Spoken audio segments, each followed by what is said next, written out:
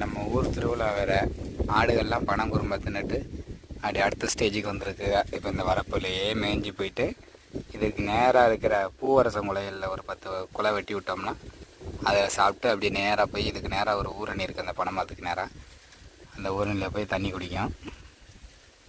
மாடெல்லாம் போய் நம்ம வாகை மரத்தில் போய் படுத்துருச்சுங்க. ஃப்ரெண்டோட மரம் தான் அது. இதுக்கு நேராக அங்கே போய் படுத்துருச்சுங்க. வெயிலில் அப்படியே கேமராவே அலையாக எடுத்துகிட்டு எடுப்பான், அந்தளவுக்கு வெயில் அடிக்குது. இருந்துட்டாலும் இன்றைக்கி கொஞ்சம் லைட்டாக காற்று வீசுது, அதனால் ஒன்றும் பெருசாக தெரியலை. நம்ம உள்ளூர் திருவிழா நடக்குது, அதுக்கு நம்ம இன்றைக்கி போக முடியலை. ஆடு மாடு வச்சுருந்தா அந்த மாதிரி தான், எந்த வேலைக்கும் போக முடியாது, வர முடியாது. இன்றைக்கி நிறையா வேலைகள் இருக்குது. அடுத்த வாரத்துக்கு சந்தைக்கு போகணும். இந்த வாரம் சந்தைக்கு போகலை. அடுத்த வாரம் சந்தைக்கு போகக்கூடிய மெட்டீரியல்ஸ் எல்லாம் தயார் பண்ணியாச்சு. அடுத்த வாரம் ஒரு 4-5 பொருள் கொண்டு போகணும்.